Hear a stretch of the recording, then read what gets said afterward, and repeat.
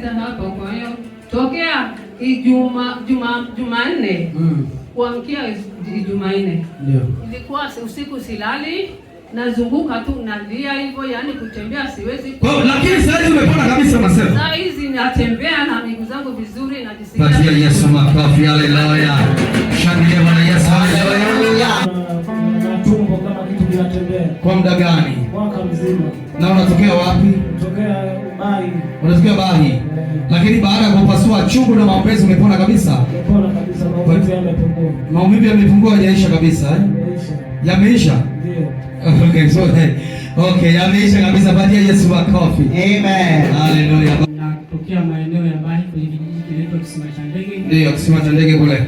Lakini nilikuwa nimekuja kwa lengo la kwenda hospitali ya Mkapa kule. Ndio. Kwa ajili ya kwenda kupima. Okay. Baada ya hapo nikafikia kwa mamangu huko maeneo ya Chang'ombe. Akaniambia naomba kabla ya kwenda hospitali. Kabla hujaenda hospitali, twende kwenye maombi. Jamani, mama yake yuko wapi huyo? Patia Yesu makofi mazuri. Mama Kisima cha Ndege. Haya, nimeshakutambua sasa kuja. Kaamua kuja kwa imani. Lakini toka tumeanza maombi, nimeona maumivu yakiwa yanapungua.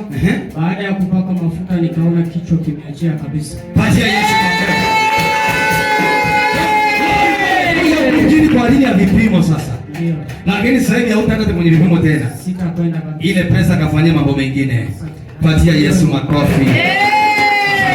Mungu amekuponya na wewe? Ameniponya ndio. Kabisa, unajisikiaje mwili wako sasa? Mwili wangu mzima kama kawaida tu nimepona. Mwili wako umepona kabisa. Wewe unaitwa nani? Naitwa Sukana George kutoka Chipanga. Kutoka Chipanga. Na umepona kabisa wote. Jamani, patia Yesu makofi. Tuambie vile ambavyo umekuwa sasa. Sasa hivi niko vizuri. Uko vizuri kabisa? Ndio, naona watu wote kabisa. Ulikuwa kichwa kinafanyaje, macho, sema zungumzia. Nilikuwa naona kizunguzungu, watu naona kama watatu kama wawili. Lakini sasa hivi naona vizuri. Kabisa kabisa. Kabisa. Unatokea wapi wewe? Natokea Manyara. Unatokea Manyara? Yes. Manyara sehemu gani pale ili watu waelewe? Haido pale. Watu Haido unawaambiaje? Nawaambia waje kwa napitisha. Ongea kwa kitu gani waelewe sasa? Anasema mnapitisha iombe dunia. Bwana Yesu makofi. Haleluya. Hebu zungumzia tangu Alhamisi mpaka sasa vile umekuwa. Siku ya Alhamisi nilikuwa naombewa, nikarudi nikaamka fresh.